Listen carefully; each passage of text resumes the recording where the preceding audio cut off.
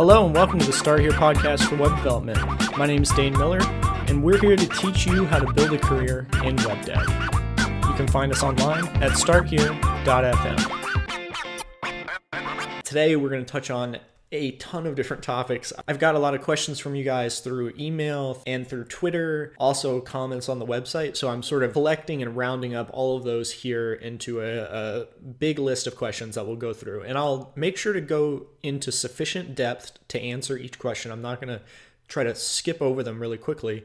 So the episode will take as long as it takes. I don't quite know. I mean, I have maybe 10 to 11 questions or 12. So not a ton, but they're big questions and they're very important. Okay. So first of all, to mention, there is a number of places that you can leave and ask me questions like this. You can go to the website, starthere.fm, and on different episodes, you can just click on the episode and leave a comment at the bottom. I think I have it turned on to approve automatically, so your comment will appear right there. You could email me at miller.dane@gmail.com.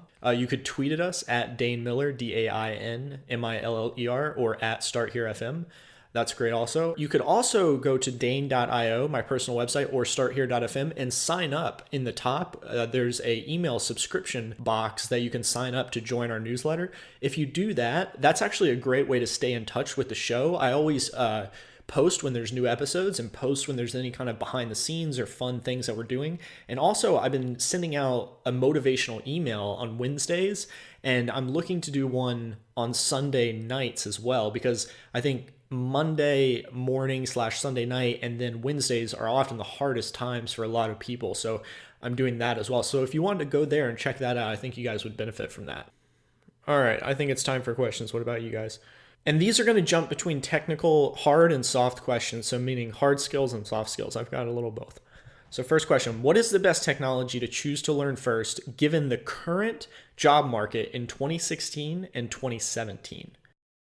This question is very common, and a lot of people have this concern when they start development that they should pick a thing to learn that is optimal for the time that they're living in. And that is totally true in some sense. You don't want to learn COBOL.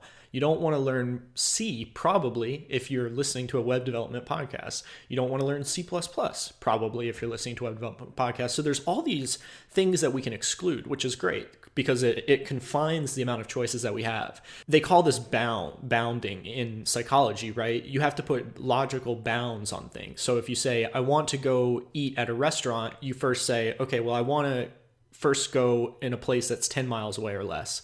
Secondly, second bound, I want it to be rated 4 stars or above on Yelp. Third bound, I want a friend to have recommended it, and then so forth and so on. And we constrict choices that way because otherwise we would go insane. So our brain is naturally engineered to do this.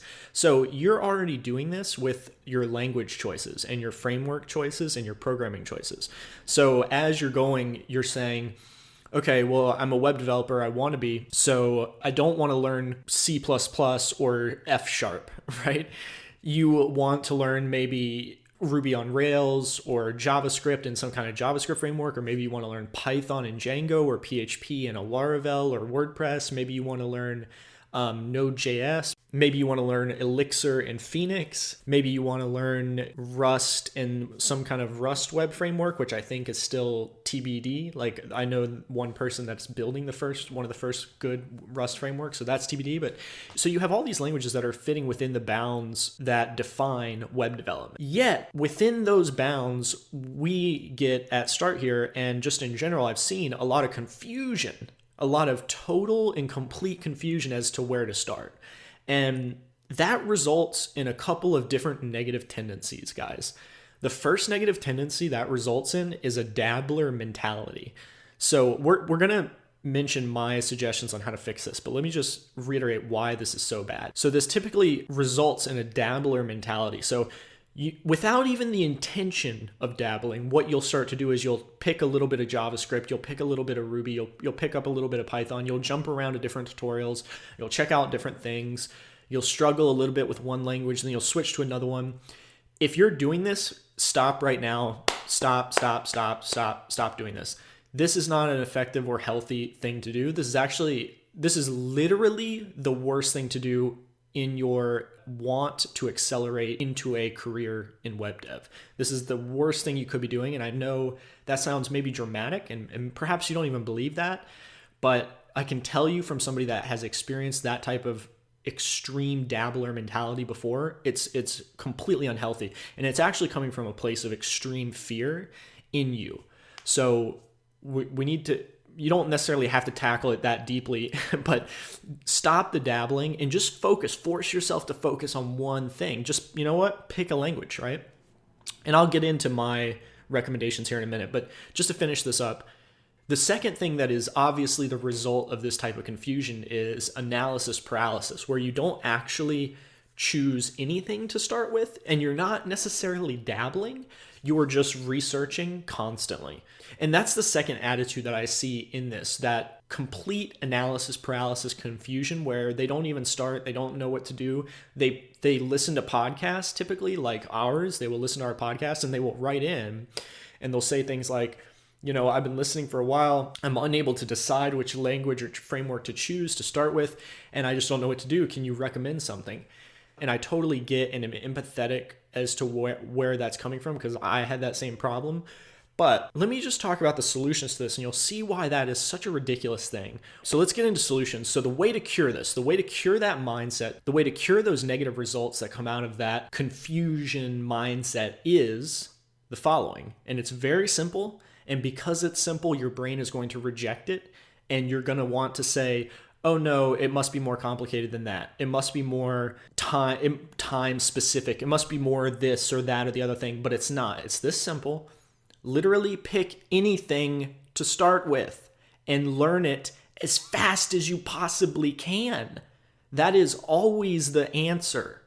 That is always the most fundamental answer, because once you learn Ruby and once you learn Ruby on Rails, it's going to be very easy for you to learn anything else, because it's not about learning a language, guys.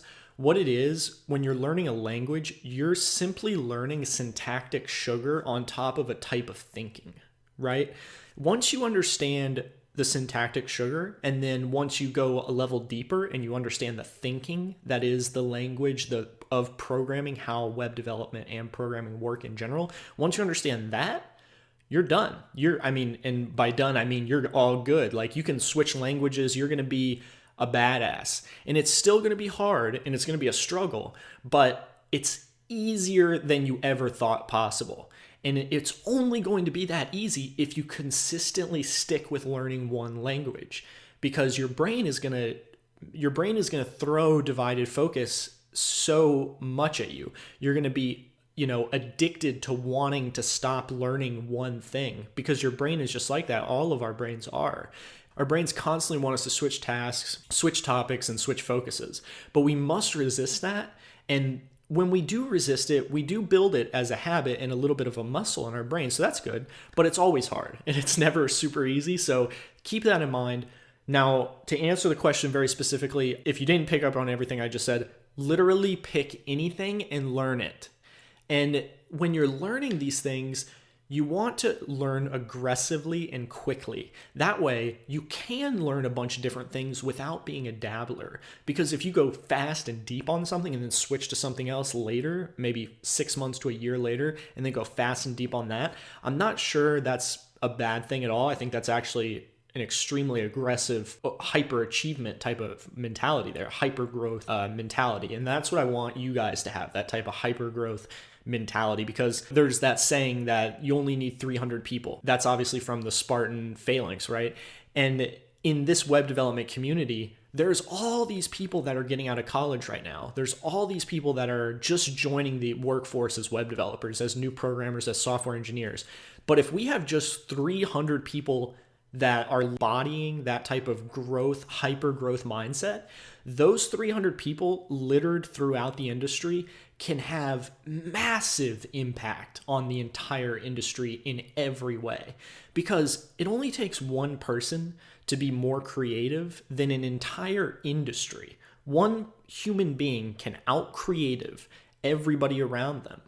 And If you're able to do that because you're a hyper growth type of person, you're always focusing on bettering yourself and bettering your skills and bettering your equipment, meaning your mental equipment, faster than everybody around you, twice as much as everybody around you, etc. If you're that person, and there's 300 of us and we're all littered throughout the industry, we're going to have a huge impact and change everything. And that's why I'm so passionate about this hypergrowth mindset. And that's why the last episode we discussed the book Mindset, The New Psychology of Success. Again, if you haven't listened to the last episode, go back and give that a listen, because that one definitely had more motivational content. I'm going to stick to these questions here in this episode. But anyway, that answers the first question. Pick anything and start. It's so simple. Your brain is going to resist it. You're literally not going to want to do it. Just please follow the advice. It'll make your life so much easier. Okay, on to the next question. How can I keep moving forward when I'm unsure how long it will take until I get a job? This is a really hard one, and I would suggest that you re-listen to the motivation episode because, and I'm going to keep this one short, really re-listen to the previous episode, episode 23 of the Web Development Podcast. In it, we have a segment about the seasons of life. And if you want to jump right to that segment, I believe it's 20 minutes in and 20 seconds because I actually clipped it out onto my website. If you go to dane.io and scroll down, you'll find it and you'll just click that image and it'll jump you right to that segment. But that segment, the seasons of life, the summer that you're in, when you're doing this, when you're asking a question like that, you're in the summer. You're saying to me, this is tough. This is hard work. Summer has lasted a long time, and I don't even know how long my summer is going to last. Will it ever end? And the answer is just keep in mind that you're in the summer. Don't freak out. Keep doing the work when other people won't. And rest assured, you will move out of the summer into the fall. Think about that when you're unsure of how long the summer will take. Always remember that the earth, there's no way that the summer can come without the fall coming right after it. So in your life, it's the same way. So the work, unless you're failing to put in the work during the summer, that's the only caveat, right? So if you put in the work, you will experience a fall, aka some kind of reward from that result, from that hard work that you put in, some kind of result from that hard work. You just have to have faith and stay committed and believe it. I've seen thousands of people do it. Hundreds of people personally, 50 to 100 people personally transfer from a different industry into web development since 2014 when we started this podcast. So I know it's tough, but you can do it. Okay, on to the next question.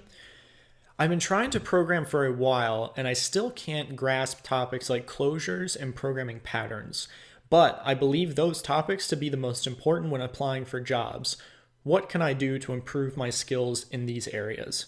This is a very good, very specific question. I love this very specific, very good question.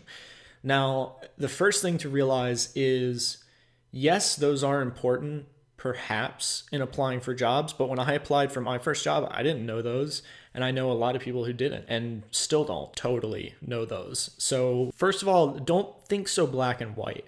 What you're doing there is you're really thinking black and white. So you're asking me this question, you're saying, it seems as though this is required for jobs, like for job interviews. That's not necessarily true. I mean, a lot of job interviews are going to have technical interviews where you code, and they could ask about these things, but don't think about it so black and white. You could get a job in a way such that you skip the technical interview. That's not unheard of, guys. So there's always ways around this stuff, right? So just think gray. Don't think black and white.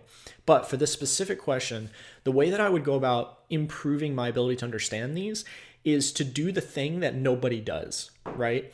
So when you're learning jujitsu from like a Gracie brother, what they'll do is they'll often tell you, okay, today we're going to do this drill 100 times. Just it's like the simplest drill. And Michael Jordan did this as well. Every day he would do bounce passes for like hours a day.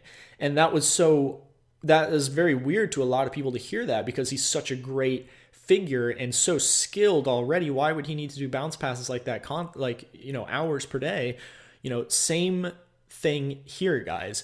You're doing something that most people aren't going to do. You're going to practice. You're going to literally write the code over and over and over again. Nobody wants to do this. Another thing that nobody wants to do. Even if you do love programming, and a lot of us, even myself included, love programming, I'm fairly certain that you're not totally stoked with programming the same thing 100 times. That's what the Gracie brothers tell the best jujitsu people in the entire world say to their students.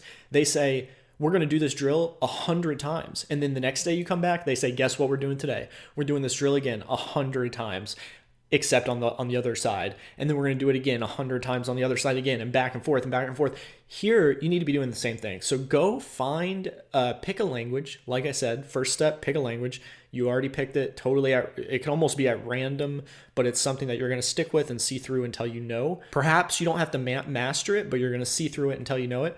And then here, you're going to go Google, you're going to say that language programming patterns. You're going to find a blog post that implements programming patterns that has like a bunch of comments and seems to be well ranked in Google, because that's probably a good one. Then you're going to implement that in code. So you're going to first type the actual code that you're reading. You're going to type it by hand yourself and into your code editor, and you're going to fully experience and think through everything that you're typing. And then you're going to do that 100 times. You're going to do that 100 times. And every 10th time, you're going to stop and you're going to go read the documentation, the wiki, what about the programming topic that you're typing. The programming pattern that you're typing. So every 3rd to 10th time that you write this, you're going to go Google, wiki, read blog posts all about this topic. You're going to swarm. They call this swarm knowledge acquisition, where you basically swarm a topic in a couple of different ways. And this way, you're kinesthetic learning by typing. You're learning via reading. So there's all these different ways to learn, and you want to swarm this one specific programming pattern. So the concept is, don't try to learn all the patterns. Just pick one and try to refine the way in which you learn it. So for instance, if you do everything that I just said and you say, it only took me typing it 20 times and stopping every 3rd time to read and research it for me to get it. Boom, you just figured out the efficient way in which you can learn this stuff. You just did the biggest domino topple in this specific question. You just did the biggest domino topple that you could possibly, highest leverage activity you could possibly imagine. You literally figured out the best way that you can learn something. So utilize that. Now come back at the problem. Say, okay, well, now I kind of know this one pattern more than I did. I kind of know it. Now let's do another one. Now let's do another one, another one, another one, another one. Then go back and do the one that you already know and do it again, do it again, do it again. You'll eventually build up until you know these things, guys. That is how I would approach this. And I know that's a huge topic, programming patterns. And I know that is a struggle for a lot of people. Trust me, I've definitely been there myself. I'm still learning, actually. I don't think even senior engineers know every single programming pattern, because there's so many and there's entire books written on them. A really good book that I like on this stuff is Kent Beck's books. So if you look up Kent Beck on Amazon and you just buy any of his books, every single one of them is some of the highest quality programming, writing, and material that you could possibly consume. I'm telling you, it's extreme. It's almost like enlightened. He's almost like an enlightened programmer, to be honest. I mean, Kent is one of the few rare gems, and along with Ward Cunningham and all these people that are very famous, they're usually famous for a good reason. Rich Hickey and so forth. Brian Beckman, who I love. Brian Beckman is so good. Please Google Brian Beckman, guys, if you're interested in these types of deep computer science things. This guy, Brian Beckman, is the man. Google Brian Beckman Monad and watch his Monad videos, and he worked on this operating system in the 90s called Time Warp, which was an operating system that allowed people to send operations forward and backwards in time. And it was used in the military for different simulations and war games. And the guy is a genius. You'll love him, I promise you. Just find his content and watch it. It's very motivating. Just find his content and watch it. Also, it's very motivating because if you have problems with this computer science stuff, if you're learning Ruby and you're like, man, I don't get algorithms and stuff like that, watch videos by these guys that are like Brian Beckman, talking about very complicated things that you don't understand, but they're doing it in an excited way. watch those types of videos. So that monad video, if you Google that, I didn't understand that for like the first 10 times that I watched it. But he was so excited and passionate that he made me excited and passionate about something that I didn't even think I wanted to learn about, some kind of deep specific computer science thing. And I was like amazed and rejuvenated into learning that. And I did, and I succeeded and I learned it. And therefore I'm a better person because of that. So you can utilize those types of videos with enthusiastic and passionate people on topics that you don't understand as a way to leverage your learning. So try that. Okay, next question.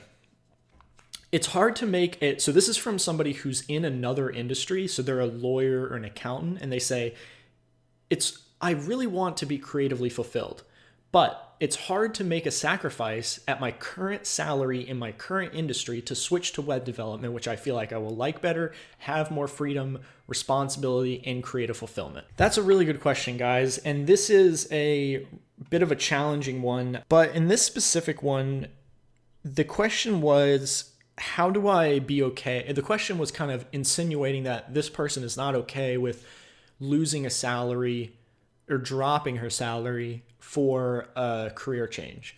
Now, this is just very simply like a decision and a pros and cons thing. Everything that you do in life has benefits and drawbacks. It has pros and cons.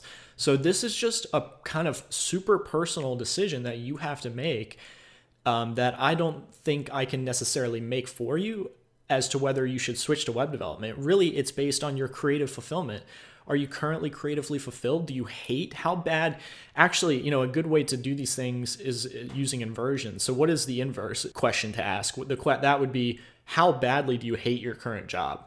So if that answer is, I hate it extremely, then this might be a temporary salary cut, might be an acceptable pain for the long-term joy and pleasure and fulfillment that will come from switching into a career that has more creative fulfillment, creative capability, and freedom, honestly.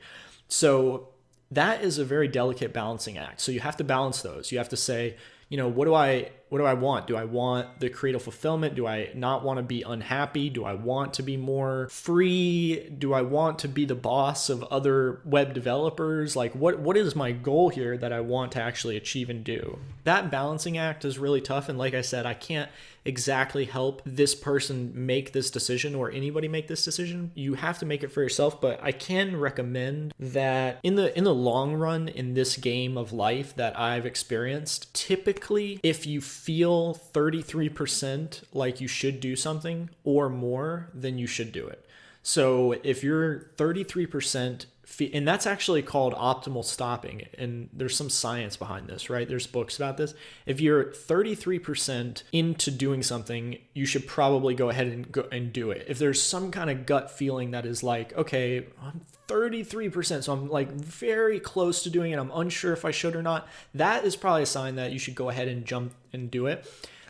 You should have also, I call it F-22 fighter pilot backup strategies, right? Because F-22 fighter pilots, every time they go fly, they have to have 3 different escape and evasion strategies if they crash. So it's like, that's exactly what you should do. So you should have as many strategic plans for your life as an F-22 fighter pilot in war would.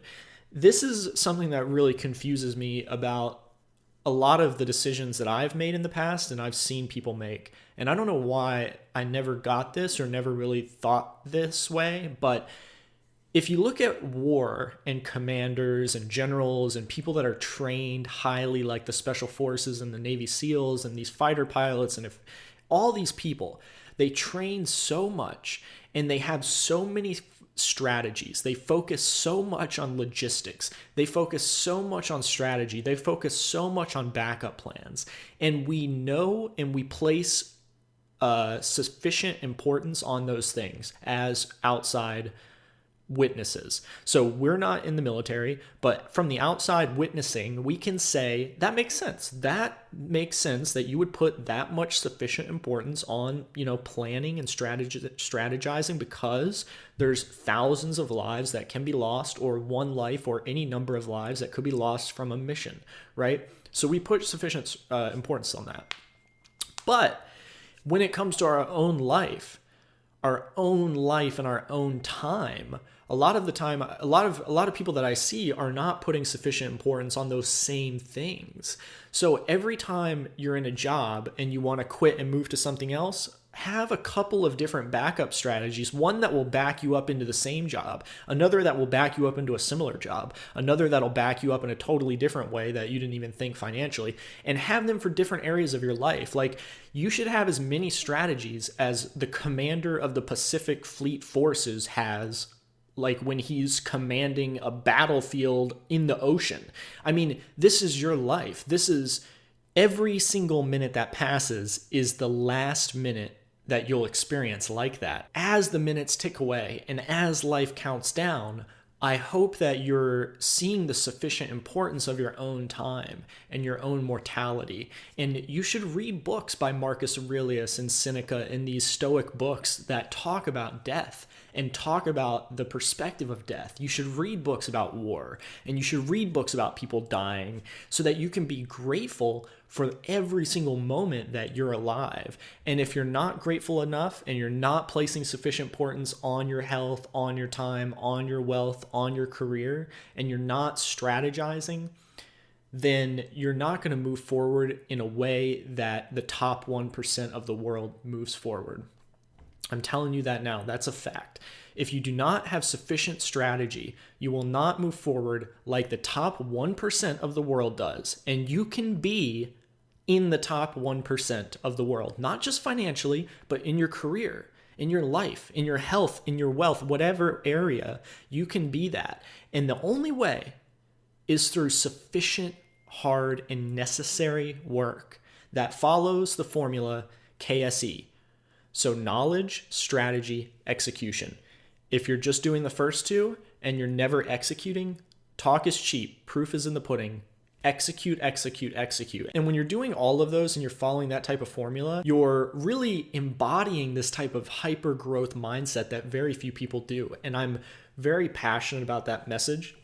And it's something that I really hope that you embody as a self-educator, somebody that's learning on your own. And if you're ever wanting to talk about this more, feel free to email me because I love to talk about this, miller.dain, D-A-I-N, @gmail.com. Anyway, we've been on this question for long enough. Let's move on to a different question. What do you think? Okay, next question. I think there is a powerful cross-section of skills in my UX training and front-end skills, but I have no idea how to speak to those strengths since my path is not so straightforward. Perhaps I'm interested in research, user experience, front end, and back end.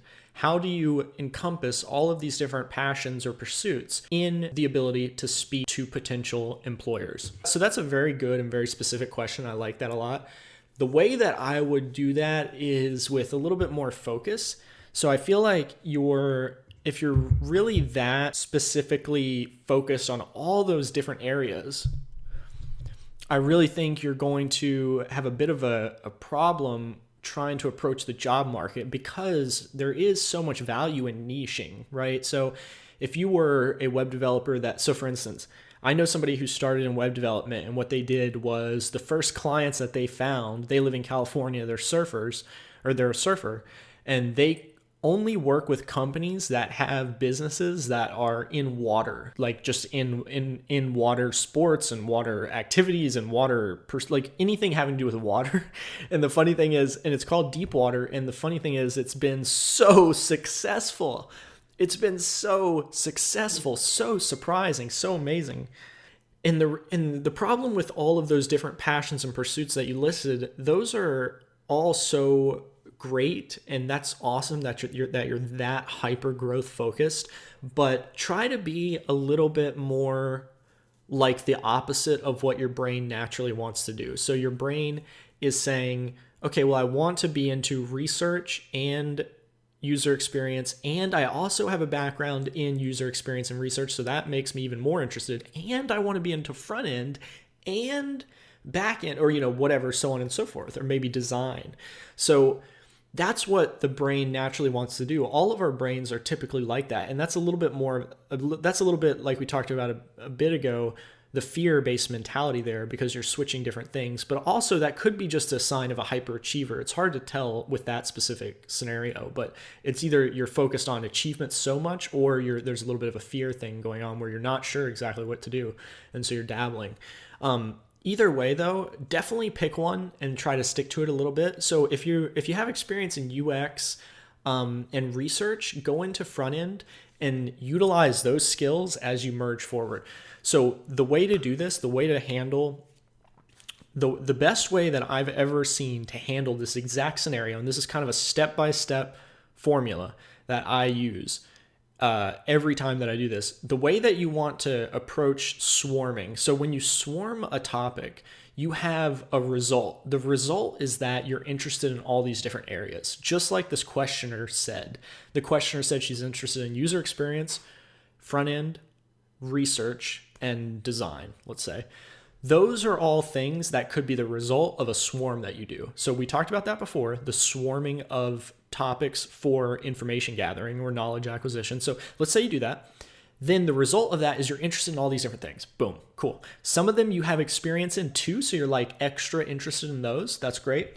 So how do you resolve this? How do you resolve and squash down all these different things into one? So here's what you do. First, pick the thing that you know the least, but you want to learn the most. So in this case, this person said they have experience with user experience and research. They're learning front end and design, right? So what I would do is I would say, okay, I know user experience and research. I'm learning front end. Envision those in your mind.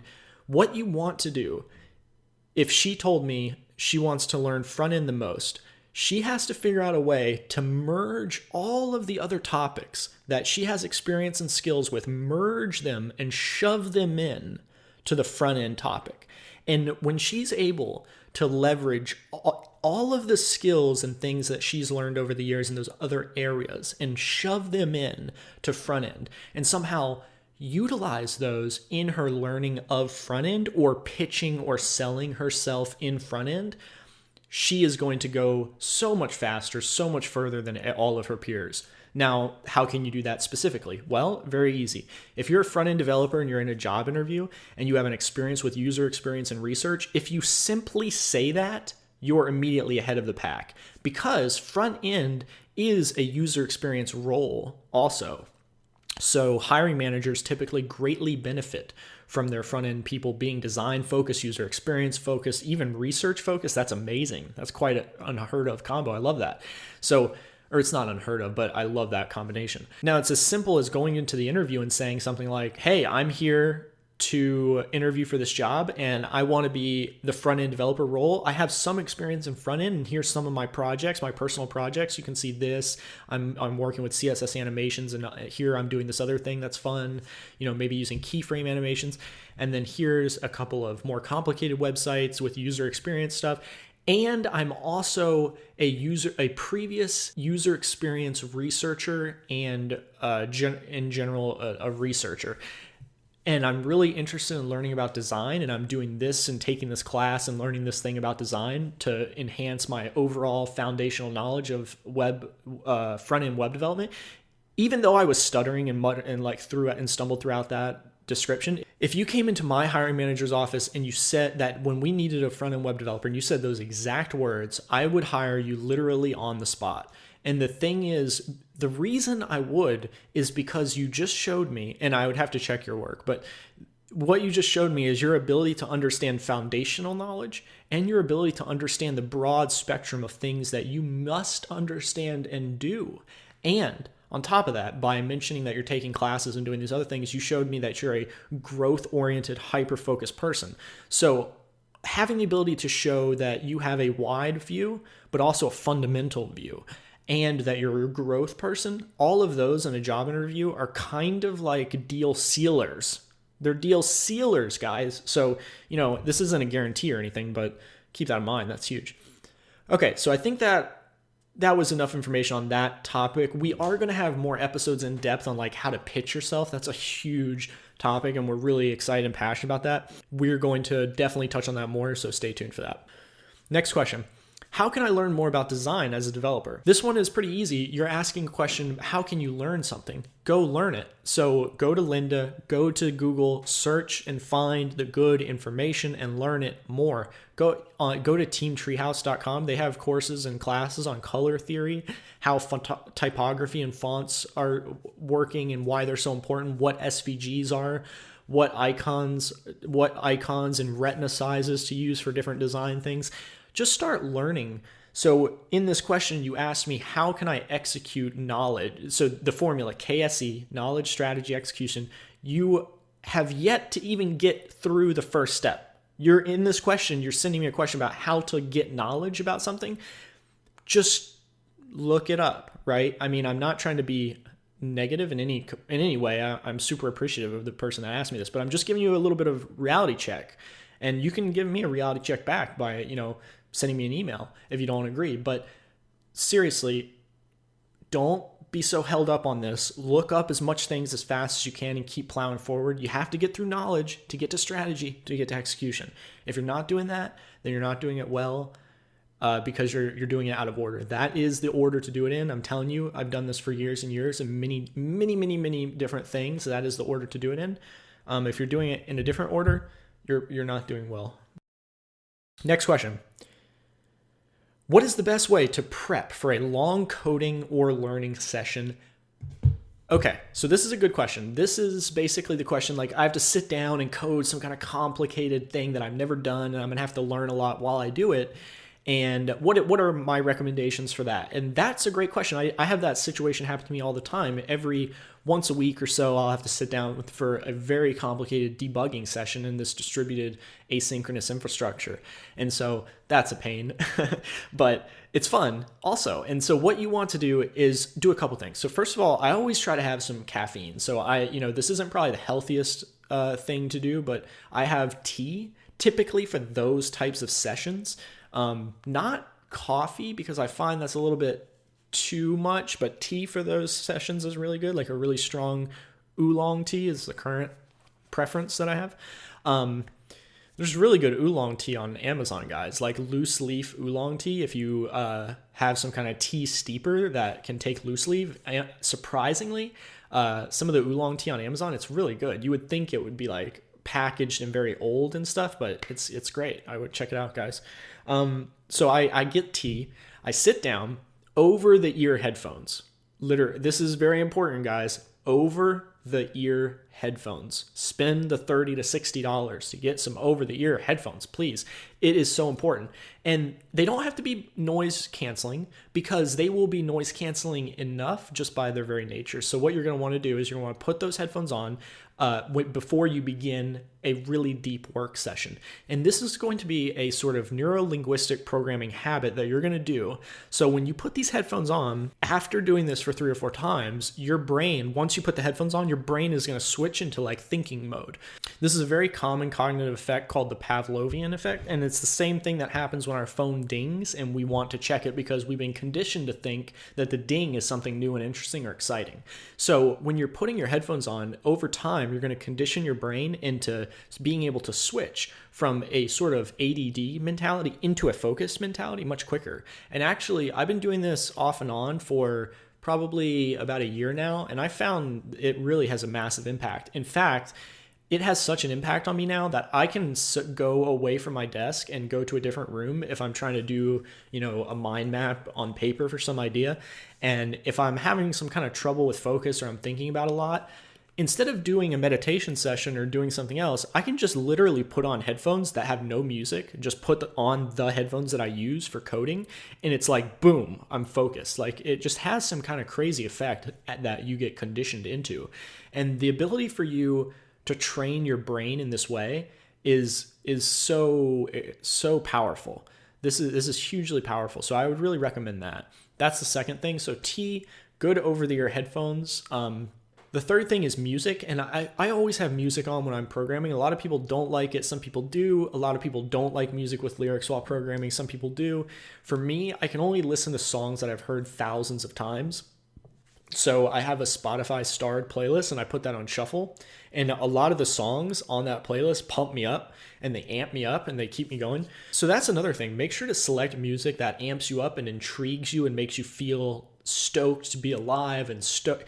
So music is a drug, right? So let's not forget that. Music has an effect where you hear it and it releases dopamine. So what you want to do is use it strategically. If you have a couple of songs that really pump you up, put it on your web development playlist and put that on when you're programming, and then put it on shuffle or something like that, and put a couple of other songs in there that don't pump you up as much, and it'll shuffle back and forth between, very pumped up and kind of just focused. And that type of musical environment really works for me because it's sufficiently feeding my brain with the necessary dopamine to really think through super nightmarish type problems, right? So if you want to do better than me, then just do it with no music. But those are the 3 things that really help me get through complicated programming sessions. And then the 4th thing is the thing that, again, more people will not want to hear, but it's just doing it and actually putting in the work and saying,